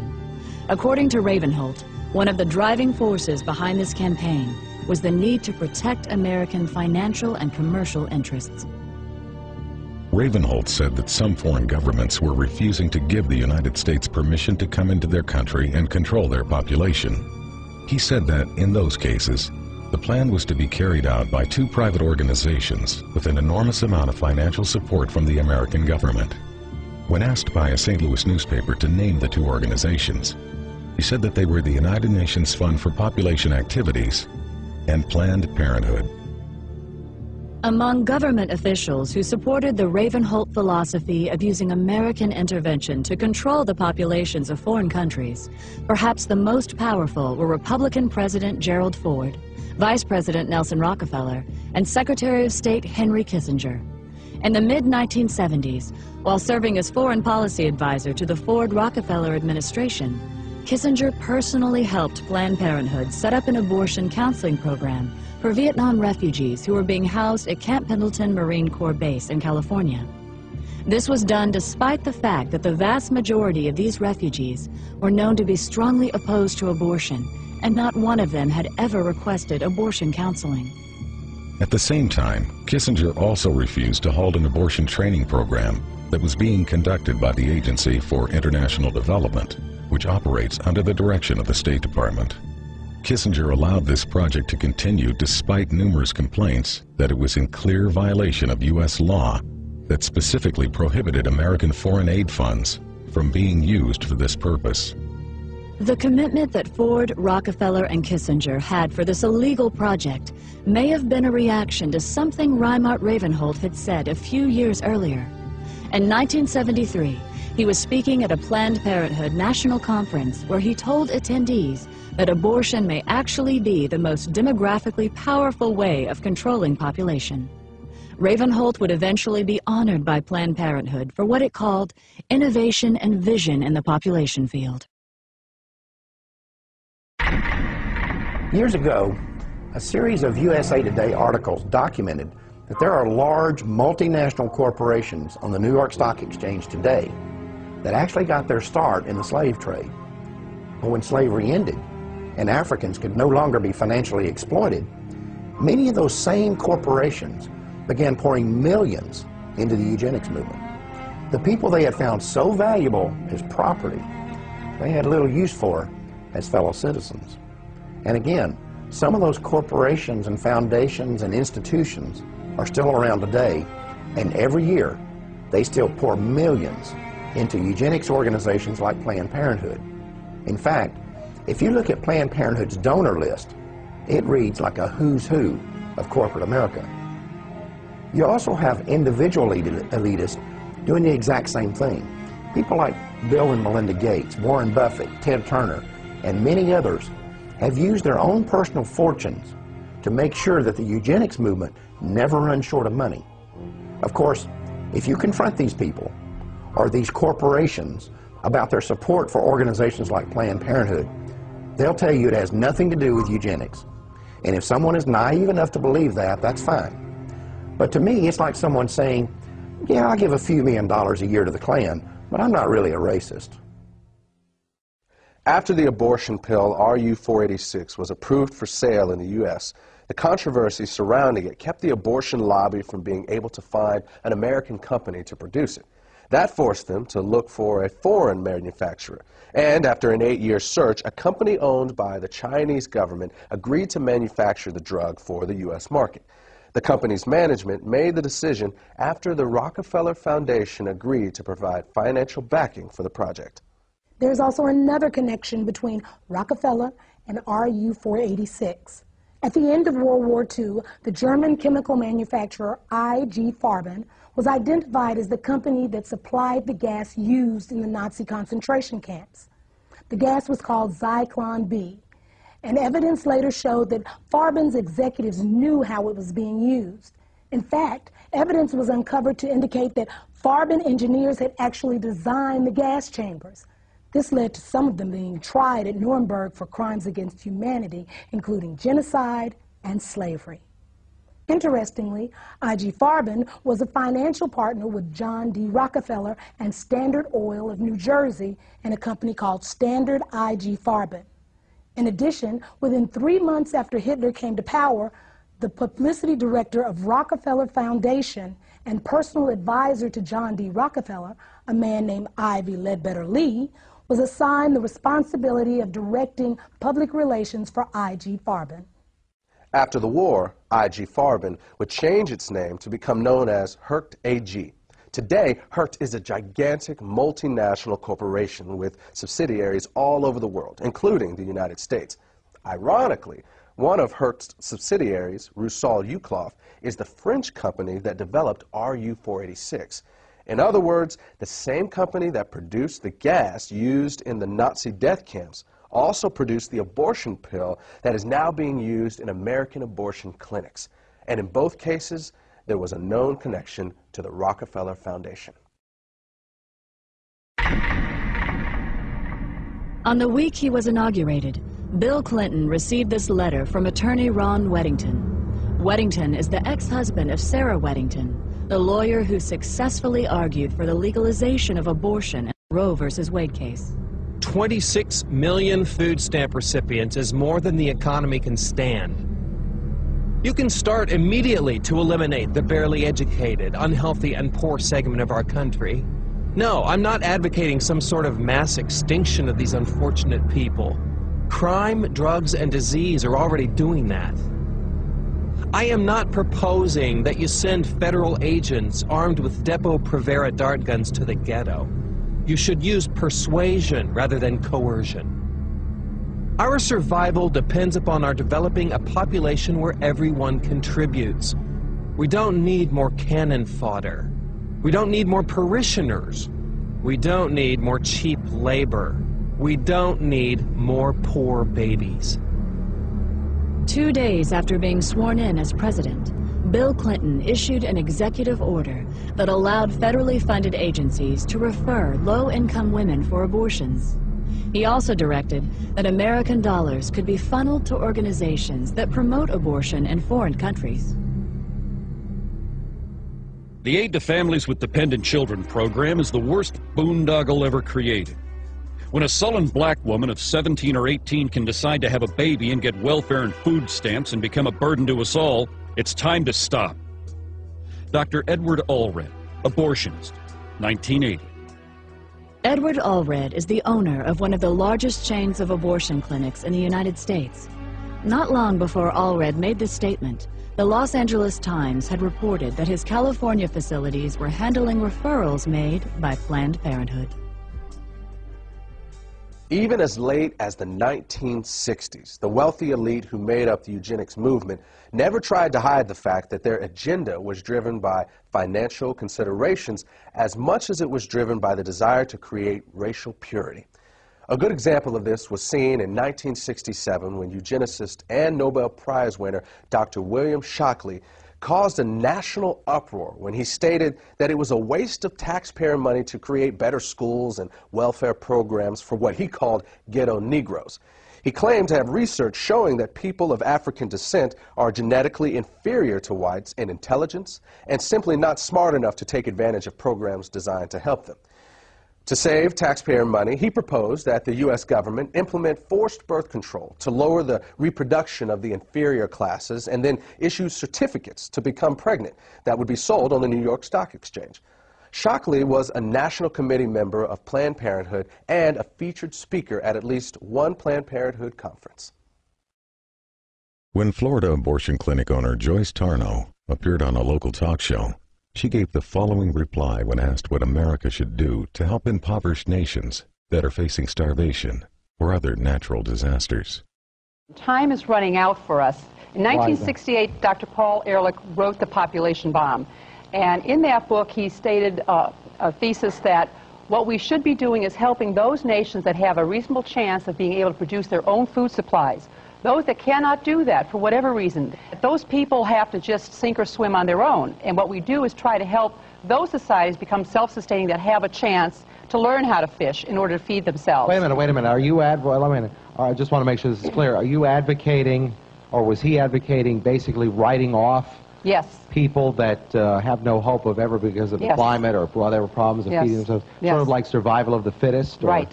And the thing is... You agree with that? Yes, I do.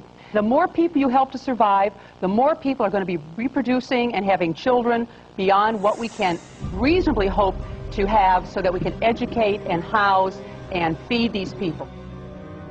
When Joyce Tarnow retired in 2004, she told a local newspaper that she had tried to get as many people sterilized as are in my way.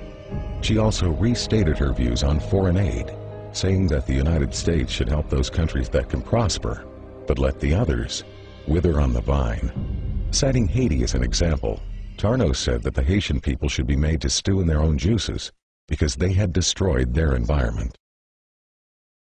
In order to really understand the role money plays in the eugenics movement, it is important to keep in mind that its original mission was not to make a profit, but to eliminate a group of people that the elite saw as a financial burden because of things like welfare, crime, taxes, and so forth. And when you look at the wealthy individuals and corporations that fund the modern eugenics movement, you see that this is not really changed. You also see that these people are willing to pay out big money to those who can carry out their agenda. And when Planned Parenthood figured this out, they volunteered for the job. The result is that money has been poured into this organization to the point that Planned Parenthood is now a billion-dollar multinational corporation that operates the largest chain of abortion clinics and birth control facilities in America. While much of Planned Parenthood's financial success has been because of donations from these wealthy individuals and large corporations, it has also raked in billions from you and me. In 2006 alone, despite having made over $60 million in profit, Planned Parenthood received about $350 million from the U.S. government. And in 2009, Planned Parenthood will receive approximately $1 million every single day from the American taxpayer. That's $1 million every 24 hours. That comes directly out of your paycheck and mine. Now, what you may find interesting is how your money is being spent. To give you just one example, we're going to show you part of a website that Planned Parenthood launched in 2008 called TakeCareDownThere.com. The clip is titled, "I Didn't Spew," and I warn you, many of you are going to find it highly offensive, and you're going to find it especially inappropriate for children, despite the fact that is exactly who Planned Parenthood created it for. As you watch this piece, remember, you helped pay for it.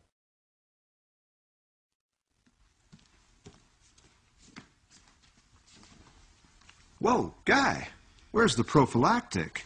What do you mean? Look, oral sex is still sex, okay? If it's unprotected, you gotta reject it. What? What? But I didn't even spew. Guys, doesn't matter. Look, if you're having sex or you're getting some blowjays or whatever, you need to use a condom. Because you could catch a sexually transmitted infection, even if you don't spew.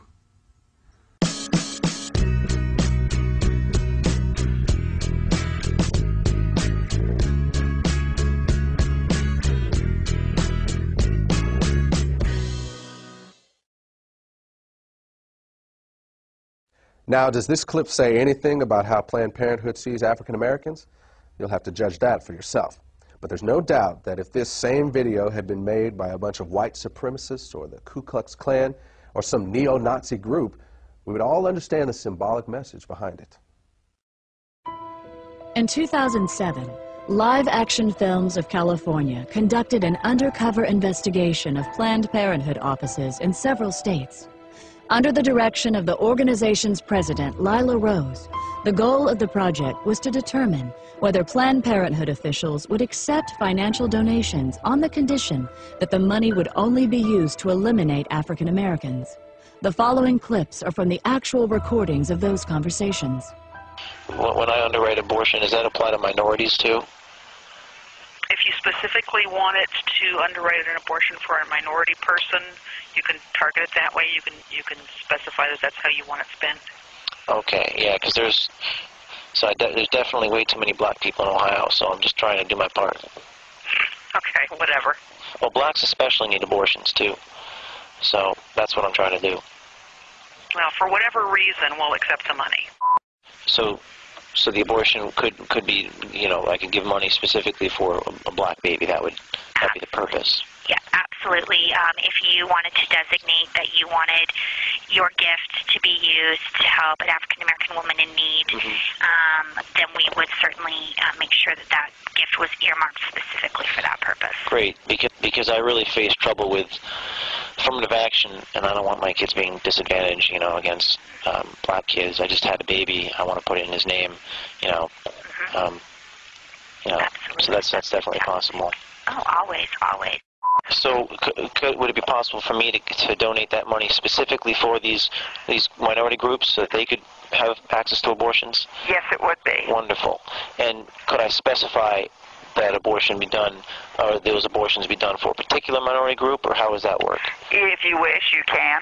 Okay. So for example, the black community in Tulsa, because I have connections with that, would it be possible to give the money specifically for that? You sure can. Wonderful. Great. So can I give you my credit card number? Yes. Wonderful. Just one more thing. The abortions will be done specifically for the black community abortions. I will mark it in such a way that definitely it will. Oh, great. On a black baby. Yes. Thank you. Great. The exact amount we charge right now is $450 for an abortion. Okay, $450. And we can definitely designate it for an African American. Wonderful. Yeah. Okay, and if I want to make to fund, because this is a if I wanted to help fund multiple abortions, could you also specify that this could be done for a specific group? Well, I'm really excited, because I really face trouble with affirmative action. I don't want my kids to be disadvantaged,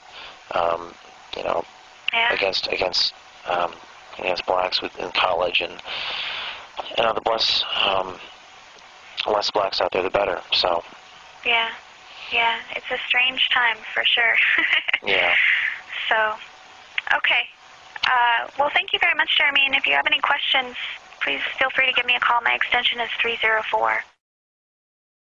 When this material was released to the public, Planned Parenthood's defense was to claim that the employees who made these statements were not reflecting the organization's corporate position.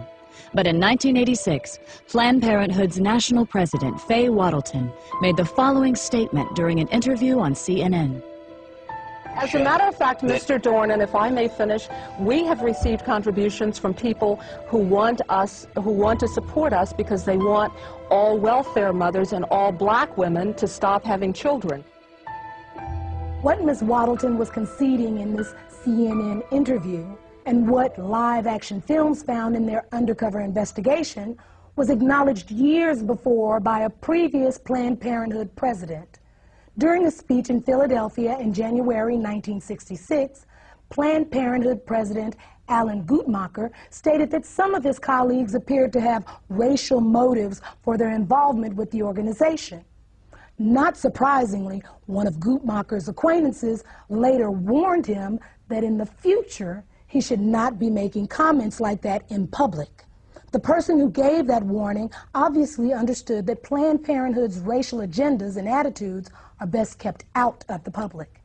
And that has been a philosophy that Planned Parenthood has embraced for many years. This idea that man could reinvent the world through eugenics was an elitist philosophy espoused by those who considered themselves to be not only financially superior, but intellectually superior to everyone else. And Planned Parenthood became the golden child of these people because Planned Parenthood is the one who figured out how to make eugenics work. They figured out that the key to racial genocide is not in killing people, but in convincing the target group to commit mass suicide. This is what birth control, and especially abortion, are all about. And the reason Planned Parenthood has been so successful is because, unlike other eugenics organizations, they have always been able to keep their agenda hidden from the public. In fact, sometimes they're even able to hide it from their own people.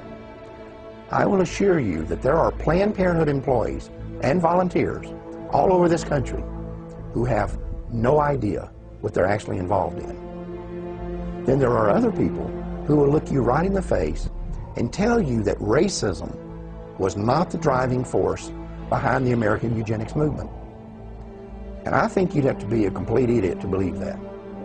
The truth is that if blacks had never been stolen out of Africa and brought here in chains, there would never have been a eugenics movement in the first place. There would never have been forced sterilizations. There would never have been a birth control revolution. There would never have been a call for the legalization of abortion, and you would have never heard the terms population control and family planning. The fact is that had slavery never existed, Planned Parenthood would not exist today. We need to remember that over 60 years ago, a man who could today be called the father of modern-day eugenics proposed that population control clinics be concentrated in minority neighborhoods. And now today, the vast majority of Planned Parenthood clinics are located in our neighborhoods. Are we really so naive to believe that this is all a coincidence? We all know that drugs, alcohol, and tobacco are devastating, especially in the black community. We know that the big corporations target us with the ads and the marketing campaigns. And yet, we don't notice that Planned Parenthood is doing the very same thing? we need to pay attention to the fact that in the 1960s, when we as African Americans began to demand our civil rights, for the first time in American history, there began a widespread cry in our government for legalized abortion.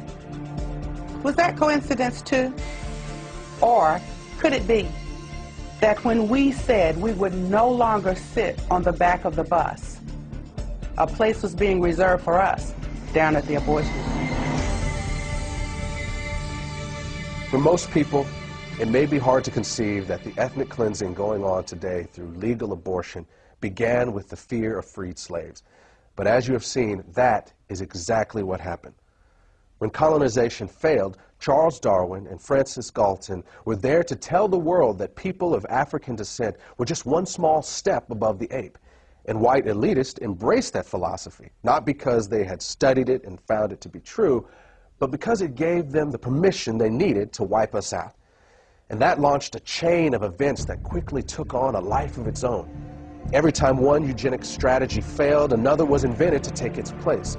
It was a pattern that would be continued from one generation to the next until they finally discovered the strategy that worked. You know, when you study the Nazi Holocaust, you can see these films of Jews running into ditches to be shot in the head. You can even see films of them actually walking into the gas chambers. And it's tempting to ask yourself why they didn't fight back. I mean, if you're going to be killed anyway, what do you have to lose? Perhaps the answer is that they simply could not believe it was really happening. Maybe the normal human mind is just not wired to accept that your fellow man is capable of such senseless brutality on such a scale, even when you see it happening with your own eyes. As African Americans, we need to recognize that we are doing the same thing. We need to understand that terms like pro-choice and reproductive rights and family planning are nothing more than marketing slogans. They're just code words that organizations like Planned Parenthood use to hide the fact that we're voluntarily submitting to the will of those who have been trying to exterminate us since the day slavery ended. At the beginning of this program, we told you that the Ma'afa didn't end with the freeing of the slaves, and that in fact, it hasn't ended yet. Now you've seen the rest of the story. Now you know that legalized abortion is more than just a crime against humanity. It is also the continuation of a 150-year-old racial agenda that was founded in black genocide. And I hope that you have also come to see that as long as abortion remains legal, the Ma'afa cannot end. Thanks for watching. Brothers and sisters, it is time. Yes, it is. Brothers and sisters, it's time for us to go to the streets on this issue. Yes, it is. We need to be in the streets on this issue. Amen. If we look the other way, while our smallest brothers and sisters are being lynched in the room, we lose the right to be outraged that we were once lynched by the Klan. When white supremacist Tom Messer tells his followers to invest their money in ghetto abortion clinics, he's not talking about reproductive rights. He's talking about reproductive racism. Yes, he is. When two guys write a book talking about Steve Levette, John Donahue, when two guys, Steve Levette and John Donahue, write a book in which they claim that the high rate of abortion keeps the rate of crime down, be assured, they know that a vast majority of American abortion clinics are in black neighborhoods. Oh, yes, they do. Oh, yes, they do. Come on. They know they're in the minority neighborhoods. What we need to understand is when we let Planned Parenthood into our schools, when Planned Parenthood put their death camps, when we let them put their death camps in black communities, in our communities, and when we sit back and let an elected government official take money out of our paycheck to pay Planned Parenthood, we have been played like fools. Oh, yes, we have. The fact is, if we tolerate something as evil as abortion, We cannot be surprised if it turns around and is used against us. We can't be surprised if it's turned around and used against us. We can't be angry if it's turned around and used against us. Notice for sure, as long as abortion is legal, in America, we'll never be able to stop it being used to commit black genocide. That's right. Amen. We'll never be able to use it as a weapon for what I call the Martha. Well, the fact is, if we tolerate something as evil as abortion, we cannot be surprised and angry when it's turned against us. Said that one, didn't I? You know it's easy, you know it was easy to spot the enemy when he was a redneck, toothless redneck. Probably spent about 3 years trying to get past the 4th grade. But today, our enemy don't wear white hoods. No, they don't. Come on, man.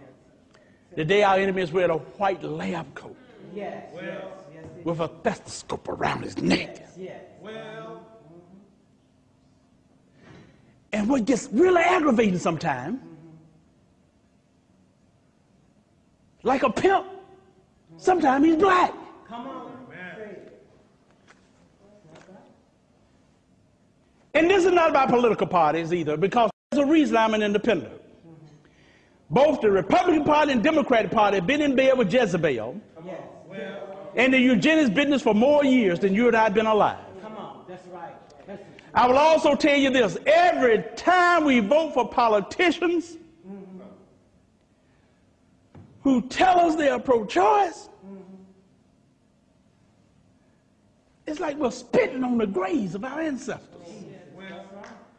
Our ancestors did not break the chains of slavery. No, they did. They didn't escape the plantations and the cotton field just so we could actually then take power and give it to political people who were there to wipe us out. Jesus. That's right. Amen.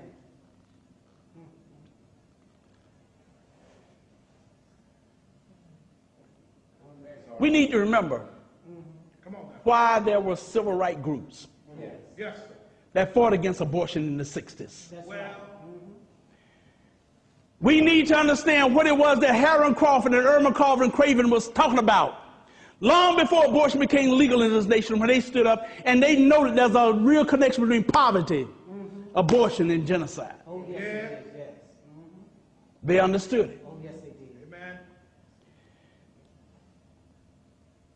Folks,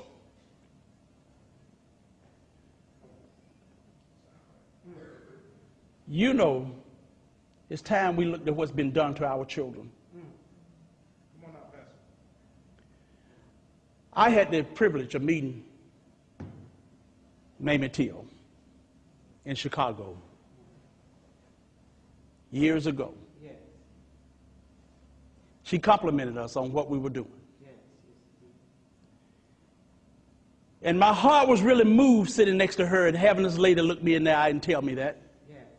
Because you remember Emmett Till. And we have to remember what happened. When he was beaten and bludgeoned so bad that most of the time people say, whoa, there's got to be a closed casket. His mother decided, no. She demanded an open casket because she wanted the world to see what they had done to her baby. That's right. Amen. That's right. And it's time we now look and not look away and look what has been done to our children in the womb. It's womb lynching. Yes, it is. Yes, it is. Come on now. Now, the point is not that killing a black child is worse than killing a white child. It's not. Regardless of the victim's skin color, eye color, or hair color, legalized abortion is a crime against all humanity. Amen. Amen. Every one of us. But it's also, it's like a loaded gun aimed right between our eyes. And every time we walk into a voting booth and we help elected politician who says he's pro-choice, by pulling that lever. Every time we pull that lever for a pro-choice, we pull the trigger on that loaded gun. And a child dies. Amen. Yes. Come on now. That's true regardless of what party they're in. That's right. Amen. It's true regardless of what office they're running. That's right. Amen. You and I know there's a lot of pro-choice politicians. They will concede. They'll say, oh, well, yes, we know that abortion is the taking of a human life. They'll admit that. And then they turn around right around and say, but it should be legal. Yes. Well. And I have to wonder, why? No, in fact, I don't have to remember why. I just wonder how many. Come on. How many? Of these politicians who know that abortion is mass murder tolerate it because they think the right people are being murdered. Well, now I don't know the answer to that question, but I do know this. I know that if the Klan, with or without their hoods, were to open up a whole chain of abortion clinics, and they were to concentrate them in the black communities, we will be smart enough to know what's going down. Yes. Amen. Amen. Amen. But I'm telling y'all something, brothers and sisters. We shouldn't be smart enough to know what's going down now when Planned Parenthood and these other abortion businesses do the same thing. That's right. The time has come for us to wake up. Yes. The time has come for us to realize that we, our people, are no longer being illegally lynched one or two at a time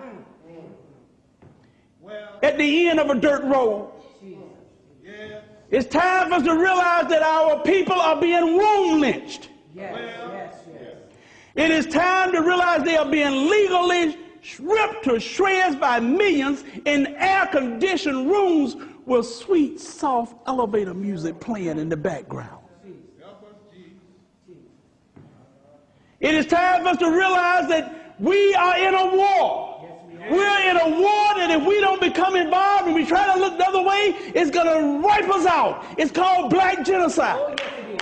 It's time that we realize we have found the weapon of mass destruction, and the weapon of mass destruction is the suction machine in Planned Parenthood. That's right. Amen. That's right. Amen. Knowing what we know now, we can no longer look the other way. To end this mouth in the 21st century, we as a people will have to do something. To do nothing is not an option.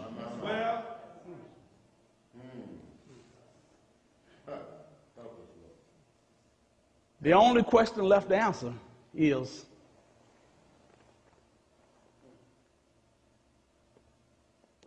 what are we going to do about it?